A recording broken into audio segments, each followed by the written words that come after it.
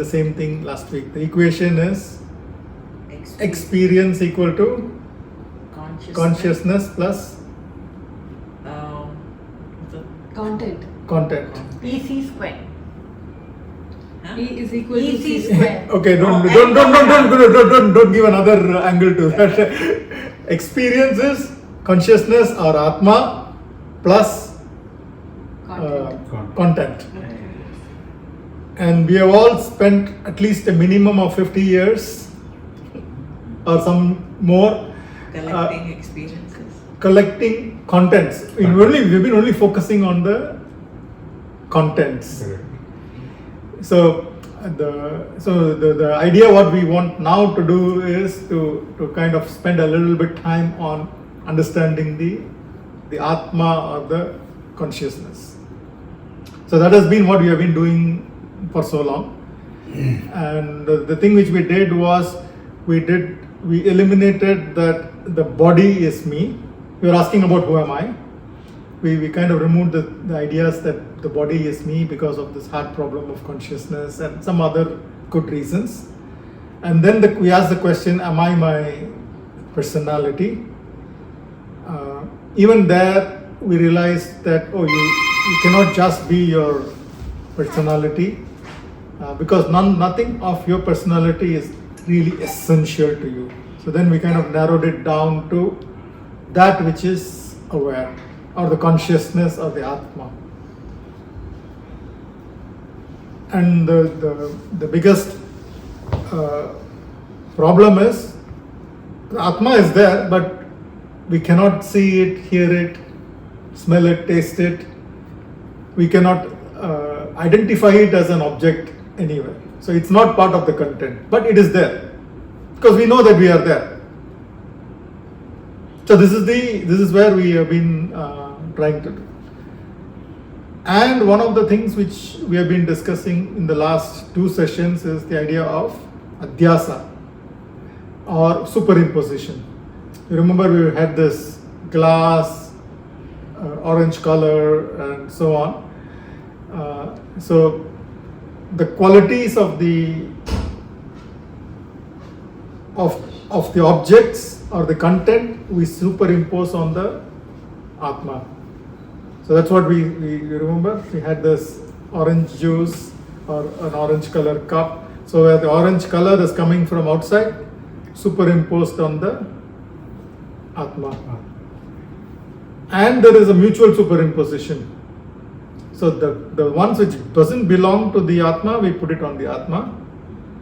And that which belongs to the Atma, we put it on the things. Like say for example, when we think that we are our body mind, but we know that there is something about us which is constant, same self. That feeling of having the same self is coming from the Atma, but we somehow superimpose it on the body. So we don't ask so much questions about what is this that it is the same. Rather we just say, oh okay, I am this body, mind and Atma, and the qualities of the Atma we just give it to the body. We just say, oh this body, mind, oh, I'm also the same person. We just say it. That means I, body, mind is the same, is what we are actually telling. And there is a little mistake in there because we are taking that which belongs to the Atma and putting to the body, mind. So the two-way superimposition, we today want to go a little bit deeper in the same thing using another analogy. This is something which you can keep repeating so many times because this confusion between what is the Atma and what is the content is the root of all confusion.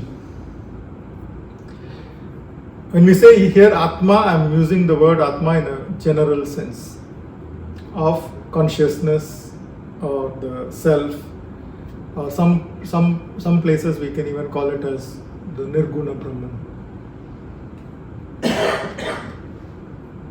And then we also talked about last week about whether there is one Atma or many Atmas. That was an important topic. So we will continue on that this week, but just to get that understanding, why can there not be, what if there are many Atmas? Then if there are many Atmas, this is just a logical reasoning. There should be something which differentiates one Atma from the other. Right? If there are two books, if you say that one is different from the other, some properties are different. This has got a different color than this. This has got a different spatial location than this, and so on. So if we say that there are many Atmas, then there should be some difference between the two Atmas. Like to say that something is different, A is different from B, there should be some property of B which is different from A. But if the Atma has a property, then if you go back to this equation, experience is Atma plus content. So if there is a property, the property will go under content. Right? So the Atma itself has no property. So if there are two Atmas which are exactly the same, in no way you can differentiate one from the other, then you might as well say there is one Atma. So this is and then Neeraj ji was asking about, we say that there is some Atma is old, some Atma is good, some Atma is evil, good and bad Atma. Yeah, which is a valid question, because that's how we talk about it in our regular conversations. But attributing then it becomes a property of an Atma, Correct. Which again is counter to the very nature and definition of Atma. Exactly. So once we say it's a good Atma, bad Atma, all this goodness, badness actually belongs to the content. And we have superimposed the content on the Atma. So this is what Advaita wants to say. And it is not wrong. I mean, there are other schools which talk about good Atma, bad Atma, all of this, which is also not wrong. But here, if you really go and tease it out and say, okay, what is the Atma and what is the content? Everything which belongs, which has a property, will go under content. So we really go to the Shuddha Chaitanya. Or as what in chapter 7 of Gita we saw of the God's higher nature. So why should we know this? What purpose does it serve to say whether the Atma has properties, it is a good Atma or bad Atma, or it is absolutely without any attributes? Yes. Okay. That's the most important question. So what? So what? So what? So our thing is, know thyself, be happy. Be happy. So there should be some linkage to happiness coming from this. Otherwise, Yes. what's the point? What's the point? Yeah. So if you look at the source of all our problems, is it with the Atma or the pure part of the Atma, or is it with something to do with the content? So obviously with the It's the content, right? Only if there is a content you can say it's good, bad, I like it, I don't like it. Everything is coming from the content. And if we identify, and if we say that we are the Atma, at the end of the day, that's what the question which we are asking is, who am I? So if you say that I am the Atma, then you are pure, regardless of what the content. Whatever you have done in your life, however your body is, old, young, you have done some shameful acts, bad acts, everything goes to the content. This is not like taking away responsibility. It's more like, oh, if I am the Atma, which is this pure, I'm already free in one sense.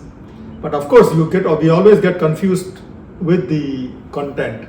So we that is a huge step in itself, that of course, you need to clean up the contents. There is no doubt about it. But it's not you. There is a difference. Like a lot of people, when you say that, oh, I am no good, then you're talking about, oh, you are the content. Like otherwise, no good doesn't make any sense. I am unlovable. So the challenge is, how do you filter out, or how do you distill the Atma from the content, or is it that how do you replace the content with good content and filter out the bad? There are two ways. There are the usual normal modern psychotherapy and all those things is they take the bad content and try to replace it with a good content. This is normal psychotherapy. And also the religions also seem to focus on that, isn't it? Become good. Correct. So it's because before we clean up the content, it's difficult to come to the Atma. If the content is so hardened, it's probably difficult to come to the Atma. But it's strange, even Vedanta propagates this. You see, Yoga Vasishta, when you have bad tendencies, it is always good, your vasanas. If you have your vasanas, the tendencies, All that jealousy and all of those, convert them into good tendencies. That is the first step before you go to a position where you don't have any tendencies. Correct. Agreed. So it is a process, like, of. So that's why there are two. That's why there are two aspects in our spiritual journey. One is what they call as vasanakshayam. That means removal of all the tendencies. Or the first step will be replacing the bad tendencies with the good tendencies. And then the second step is knowing who you are. Like getting directly to the Atma. Which that route is not available to you until the content is somewhat clear. So when we say that we want to move from more of tamas and rajas to the sattva, what we are in fact doing is replacing the contents to a better quality. But ultimate aim is to come to the Atma itself.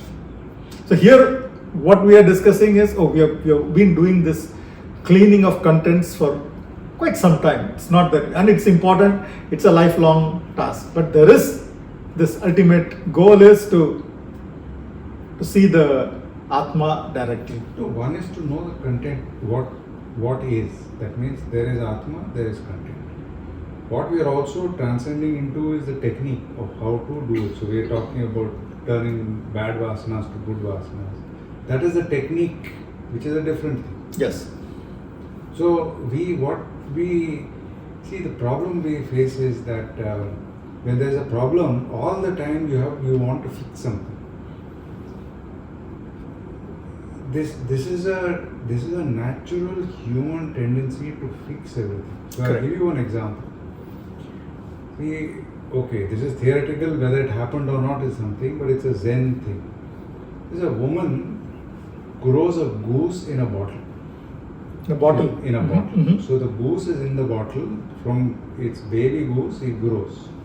Now the goose has to get out of the bottle. Now how can you get the goose get out of the bottle without breaking the bottle? Okay. So now you look at it, you'll try you lose all sorts of technology. How do we fix this problem? You look at it this way. But suppose you look at it and say, the bottle doesn't exist. And the goose is free. Yeah. So we are always looking at fixing, and because we are in the habit of fixing things, we don't see the bigger picture of understanding what Atman is, what the content is. That's what I'm saying. Yeah, very good. It's a nice Zen story. Zen stories always have that little paradox. We always talk about that, we act as though we are in the prison. But the prison doors are open. It's not that prison doors are closed and somebody is keeping you in the prison. The prison doors are open, you have the key. You just have to unlock and let it go. See, that's what is Vedanta So, yeah, is saying. correct. Yeah. So this is like just the two sides of the same thing. It is also a very good idea to clean up, and it has to be done, the content. But we also know who we are, then the cleaning up process is easier. Then you can go inside out, you don't only have to come from outside in. Perhaps that is why in the final stages, maybe people who get Siddhi, they don't care about the content. Yes. Their focus is only on the Atma. They don't run after fame, they don't run after people should look good. They just focus on the Atma. You know, to use your So fame. phase 1, phase 2. Phase 1 is where you replace the bad with the good, and phase 2 is you only focus, content becomes almost diminished or zero. Yes, that's right. To use your favorite phrase, Mogmaya. Yeah, it's kind of slowly working through that and coming to the Atma. But to know that, oh yeah, that's what we are doing is a helpful tool in the process. But even to know what is bad in you is a process, isn't it? Yes. I mean, to identify, yeah, these are my points where I need to improve or... Correct. So that needing to improve is one thing. But that doesn't mean just because you have some things to improve, you're not worthy of knowing this. Exactly. You're worthy of knowing it. And then you can go from here also and you can drill down from two sides. Okay, let's continue for today. We'll go to, there's a reason for the books. So, color, read slowly, 58. And the books. Yes. The library and the books. An analogy of consciousness, perspective, and identity. Imagine standing in an immense library, each book representing a unique stream of consciousness, a distinct narrative in the spectrum of life. In your hands, you hold one such book, the book of you. Wait. Oh, This is, you get your own book. Okay, this is just to make it a bit more this book contains everything about your life, your body, thoughts, memories, emotions, and experiences. Each page is updated continuously, capturing the unfolding story of who you believe yourself to be. Yeah. Okay. So basically, it's another analogy to say the same thing. You're not going to do something very different. It's just to tell the same thing in a different way. So if we say that, imagine ourselves in a library and there are plenty of books. And each book contains our story.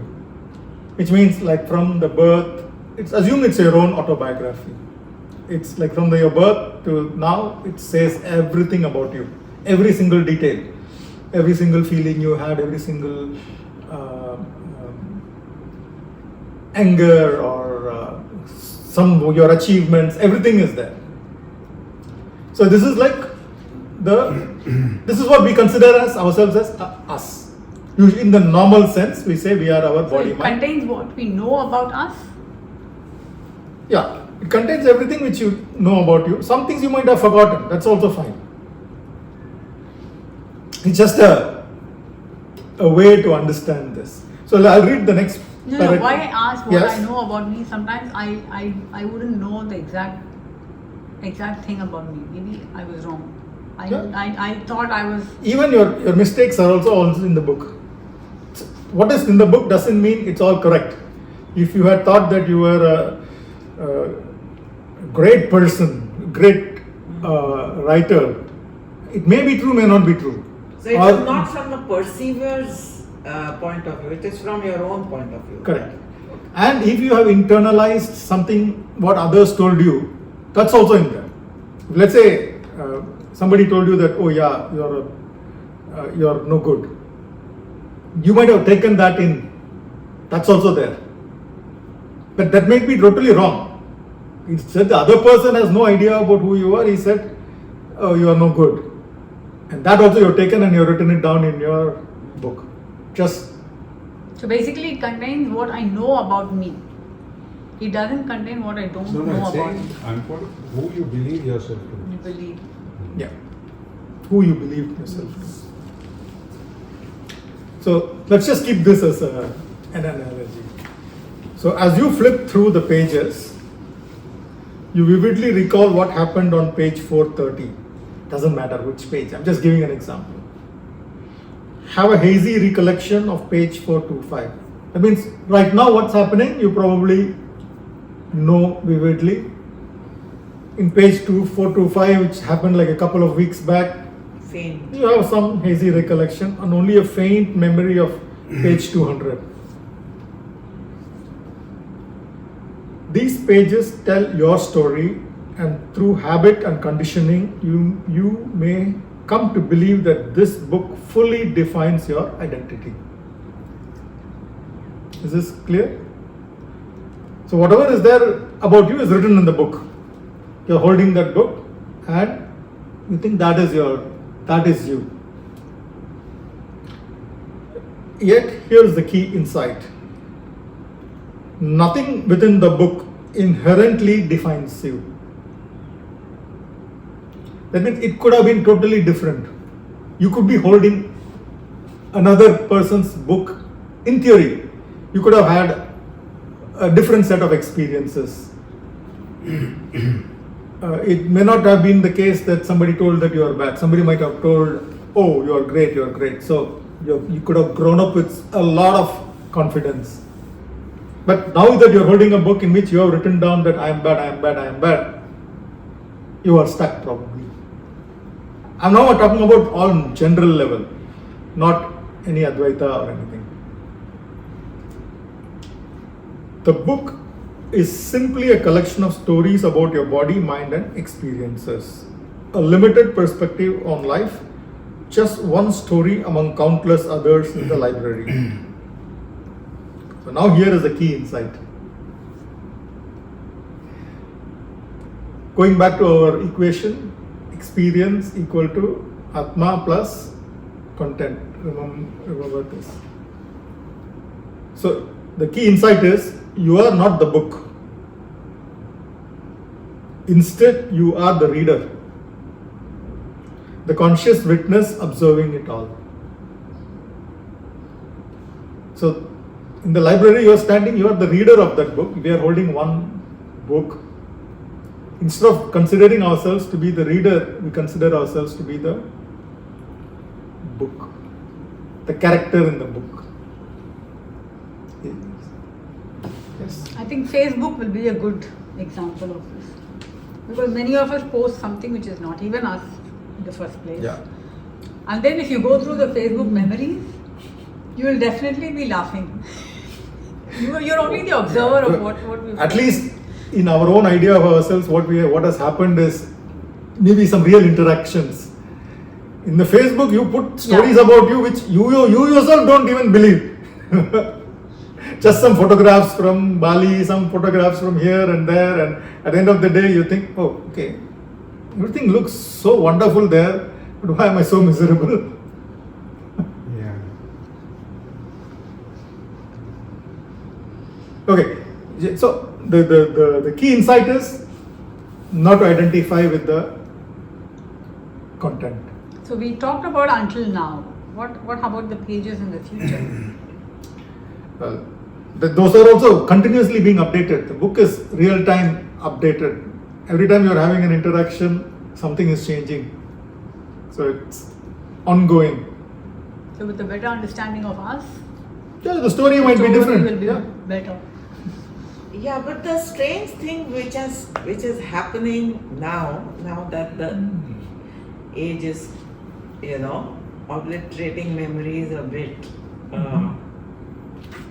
a lot actually, is that part doesn't seem to matter anymore nowadays.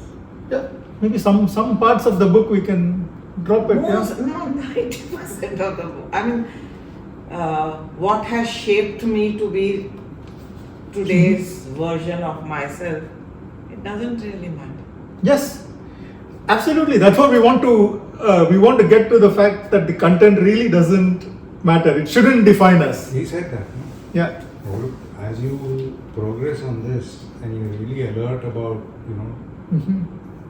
understanding, which is what Vedanta says, you are the Atma. The more you go closer to it, the more you're shedding the content. And you will.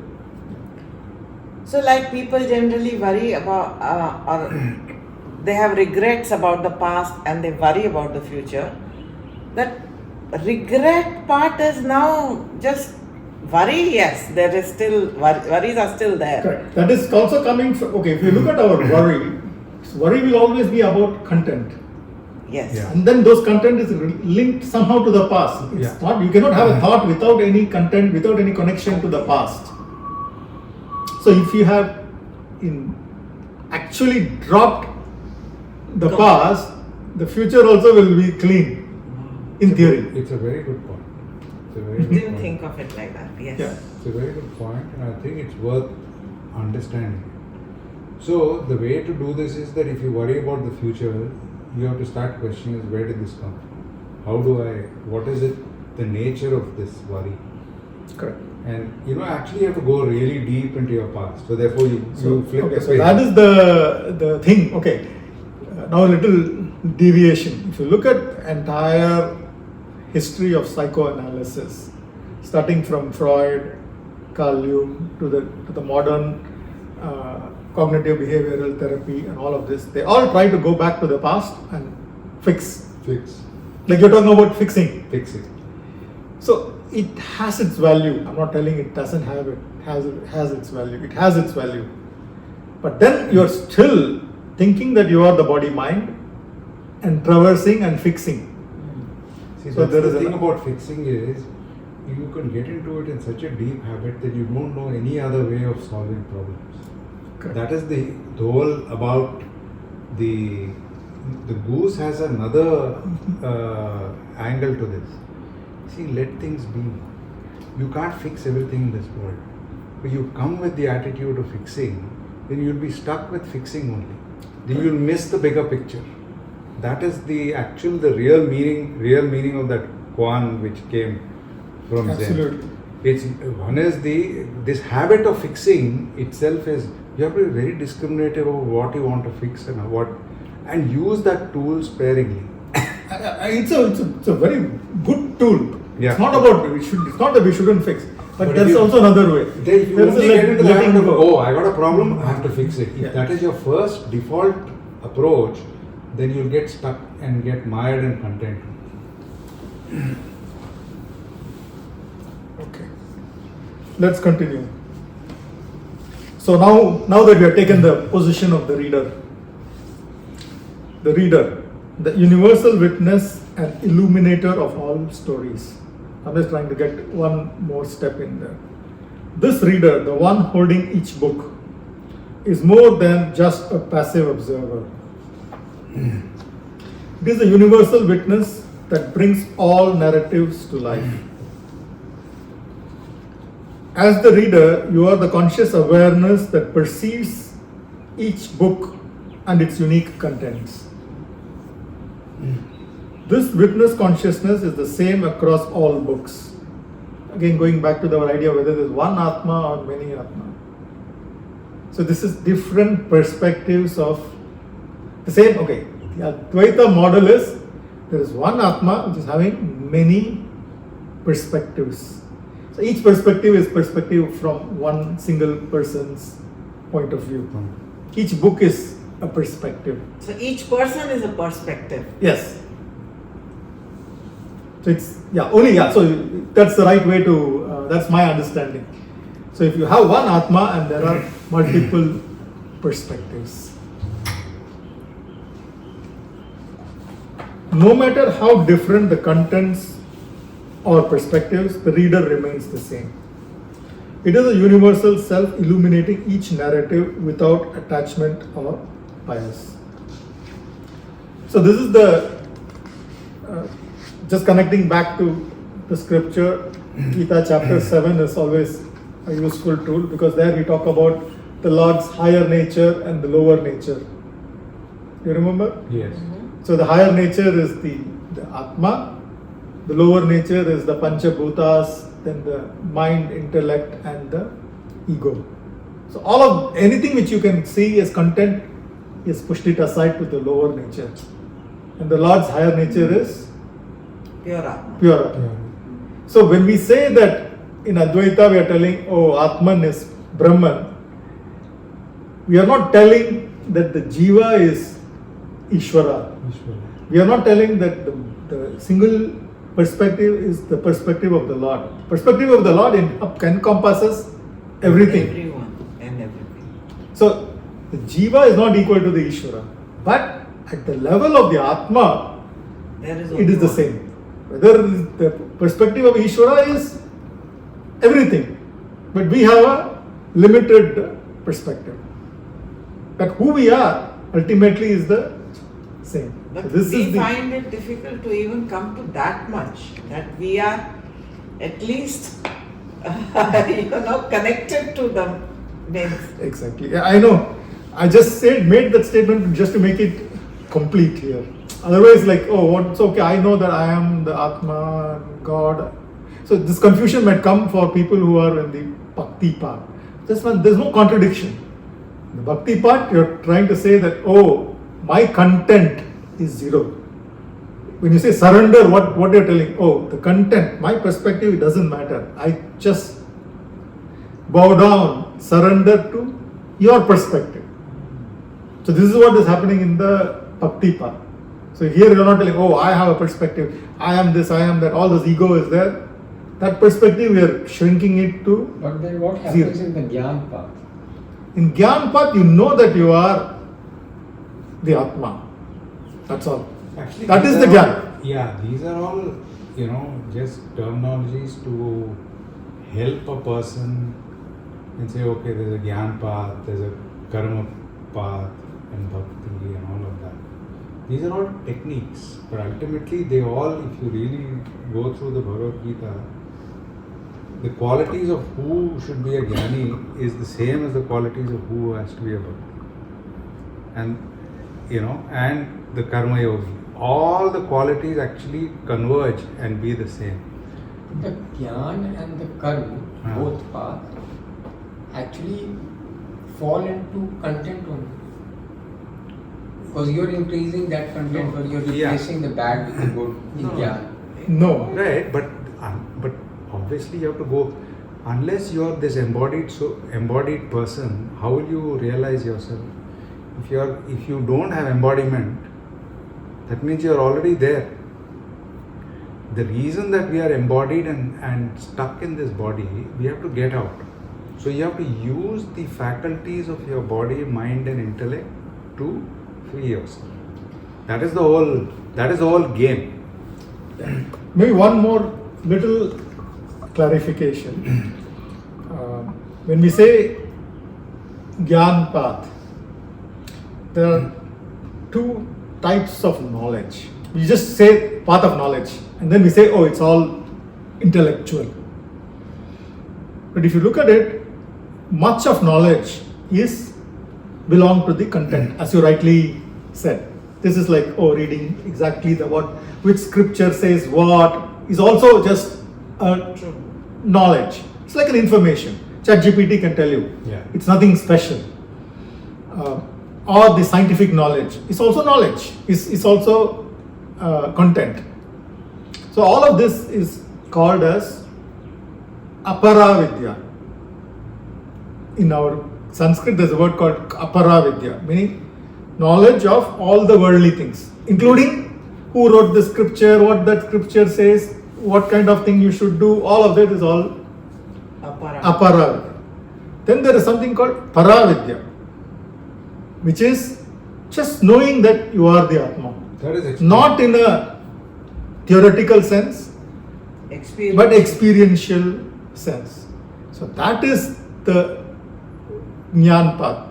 So Jnana path is actually not having anything to do with the content. What it says about knowledge is that knowledge coupled with experience. So there is no difference between knowledge and experience in the knowing. Correct. When you know, it's both experience and knowledge at the same time. Yes. Absolutely. Is this clear or? No, so I'm just pictorially depicting it. So Jnana, Karma, Bhakti, all these paths then actually lead to consciousness, and that leads you to Parvat. So it's not that you are in Bhakti, you are actually surrendering anything. It's just a path to reach to your consciousness or awareness. In Bhakti path, you are actually totally surrendering yourself. I don't know, how would you define Making devotion? yourself completely hollow. Yeah. No ideas, That means no wishes. I don't exist. But at the end of the day, it's just a way to reach to Paramatma. I won't even say way, it is just a way of, it's just a realization.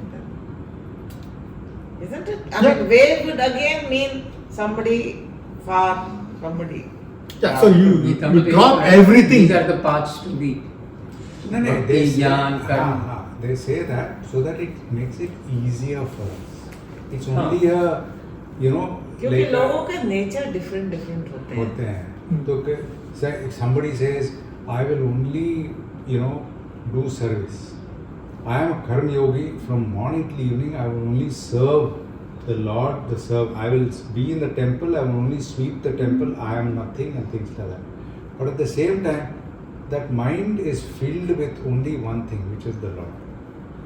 Bhakti is who is just chanting and he is only doing japa from 24 hours, as long as he is awake, he is only thinking of Yeah. So like say when we listen to say some like Vishnu Sahasranama, Lakshmi Sahasranama, like Lalita Sahasranama, what actually we are doing is we're just taking the name of the Lord. It means what are we telling?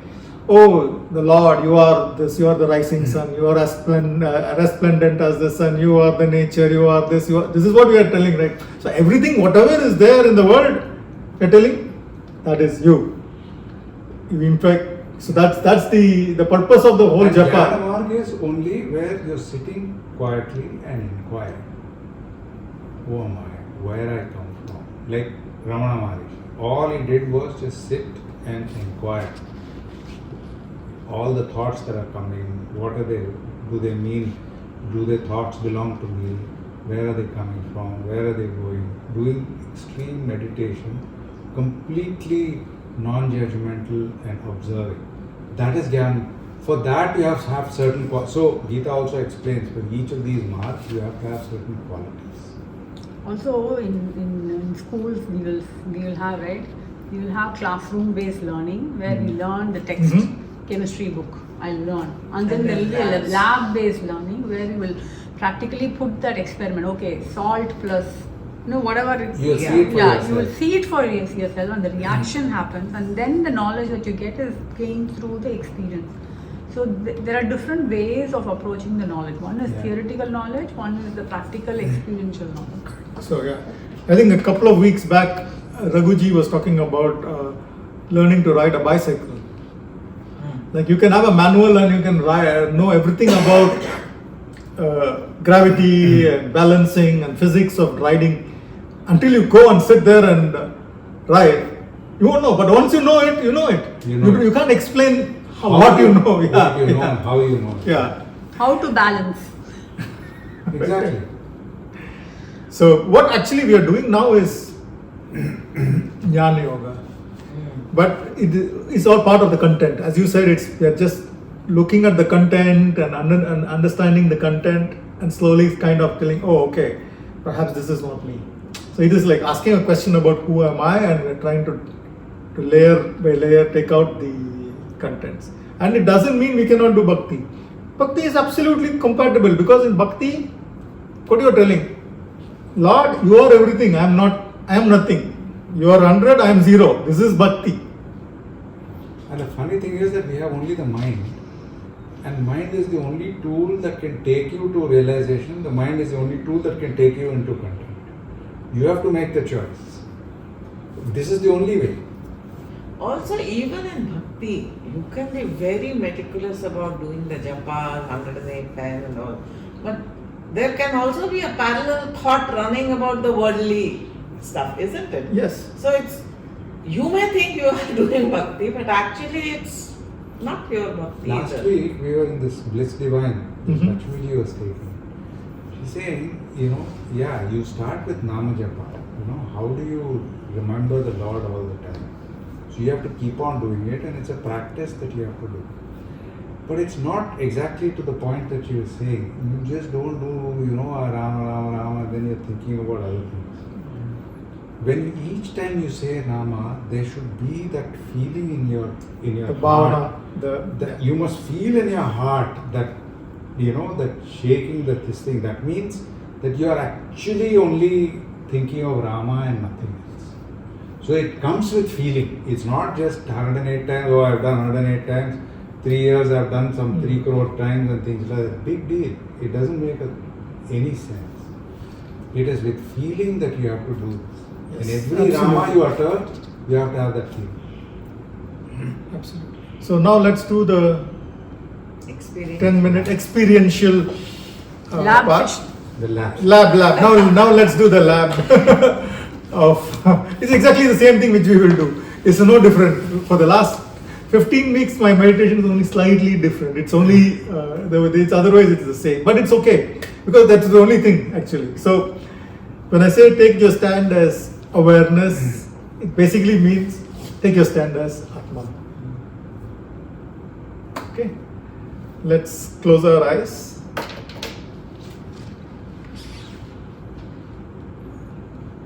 Take a nice deep breath in.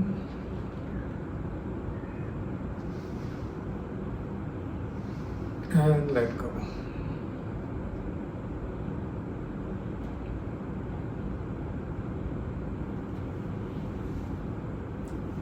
Just recall this equation. Experiences, consciousness or Atma plus content.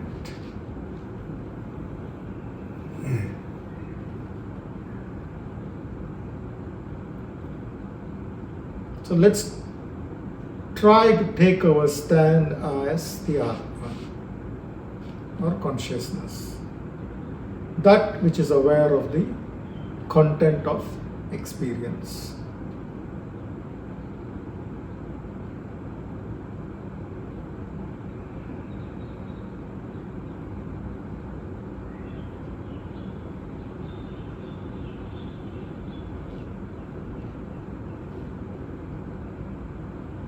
Become aware of the weight of your body on the chair.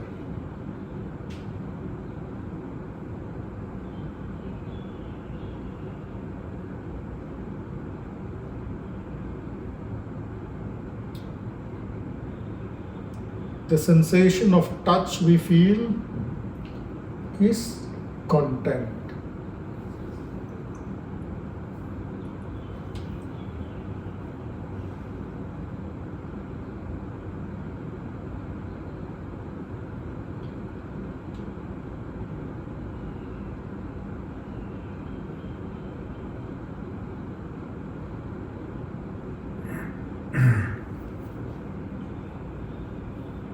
Just become aware of the sound of the air conditioner.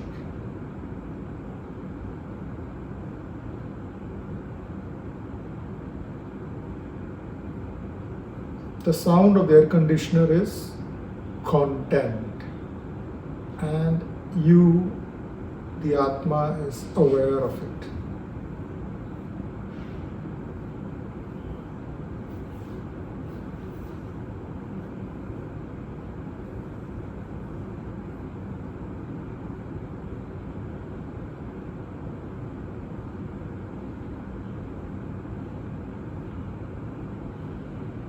Notice your breathing.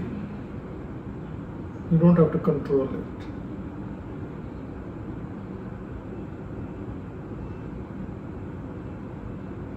The in-breath and the out-breaths are happening by itself.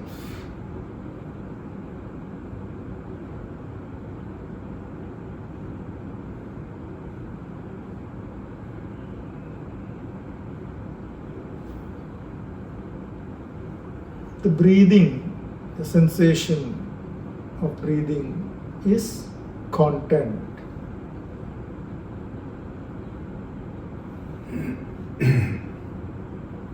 You, the Atma, is aware of the content of breathing or of breathing.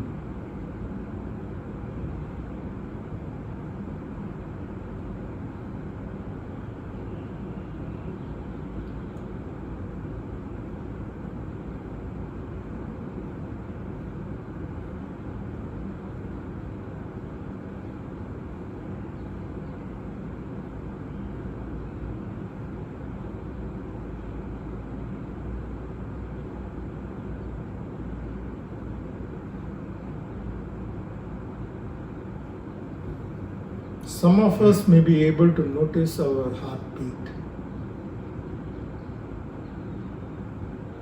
If you don't, it doesn't matter.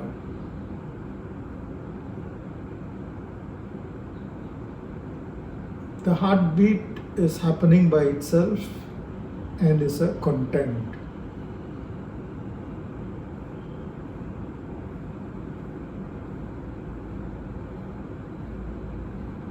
You, awareness, is aware of the heartbeat.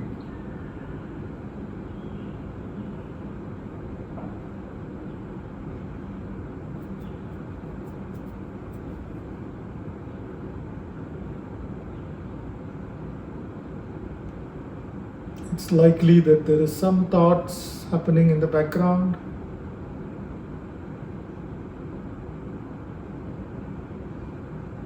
Whatever thought it may be,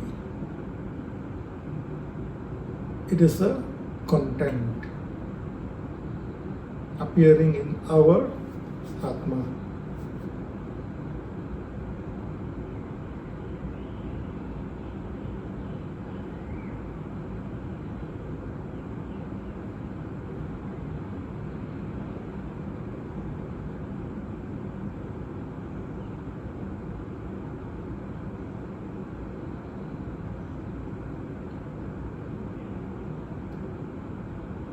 There might be some emotion, feeling, some pleasantness, unpleasantness.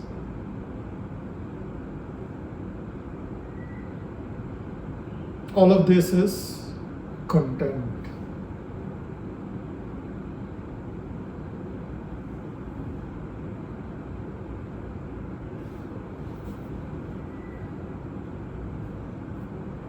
Next few minutes,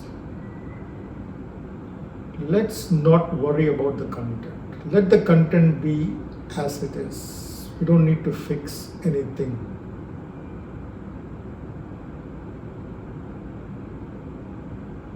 Let's take our stand as awareness and let the contents be.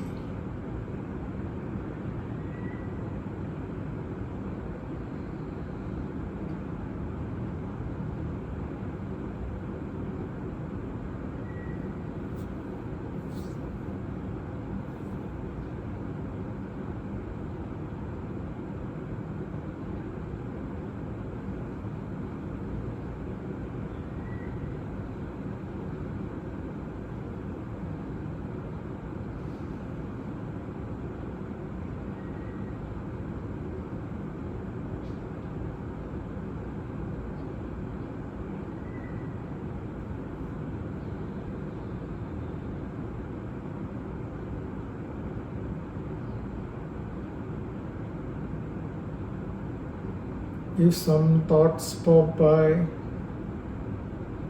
just let it come. Let it be in your mind for as long as it wants and let it go. You're not concerned about the content. You're not going to grapple and fight with it.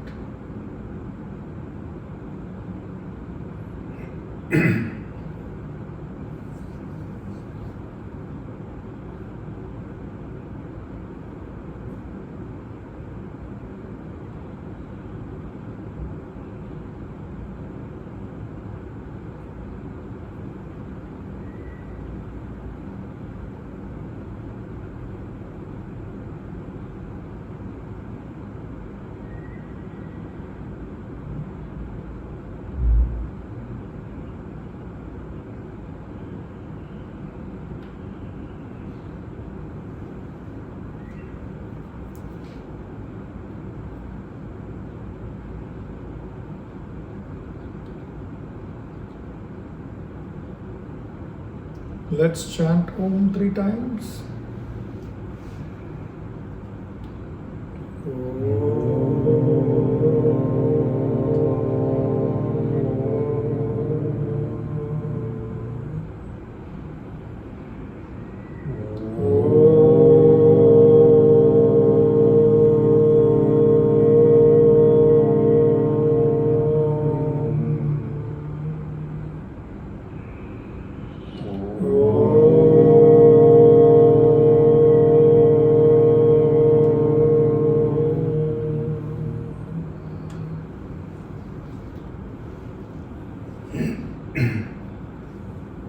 Just one more minute. Just stay as awareness.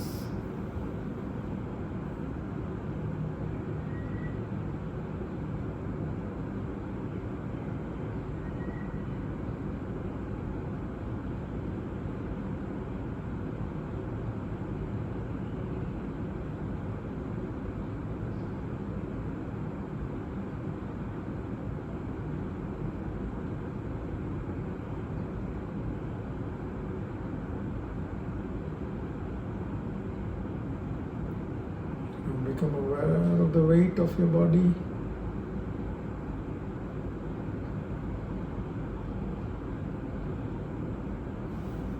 The sound of the air conditioner and your surroundings.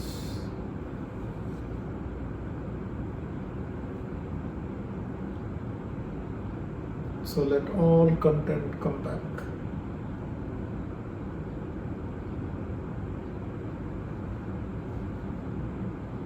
And when you're ready, you can take your time and open your eyes.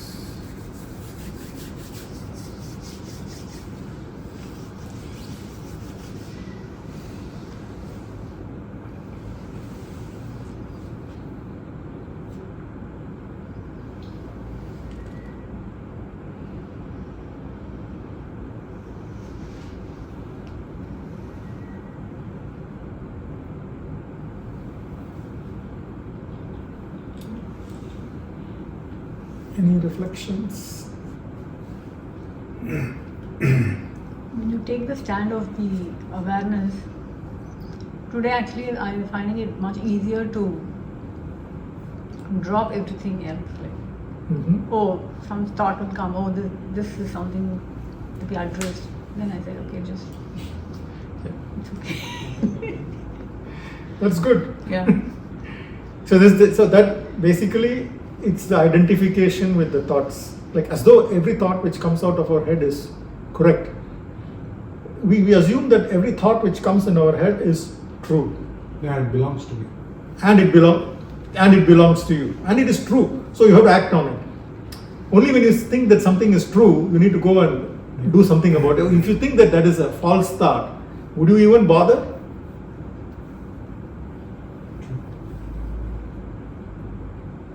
So that to quieten the mind, the time period for me required is much larger. So just 1 or 2 minutes, the mind keeps on jumping, the sequence of the events, things planned and all those kind of things. I know. I mean, we are just trying to squeeze in No. a meditation. Just my Yeah, thought. I know. I'm just what I'm trying to say is we are doing a lot of discussion and understanding, what we call as Shravana and Manana, before putting that 15-minute into the Adhyasana. Yeah. But ideally, the meditation should be like half an hour or something like that, then it will be more value. You can do once a month, longer session. Yeah, so our next chapter is on meditation. So those days, we will have a shorter discussion of theory and we will do more meditation. Okay, good. Thank you.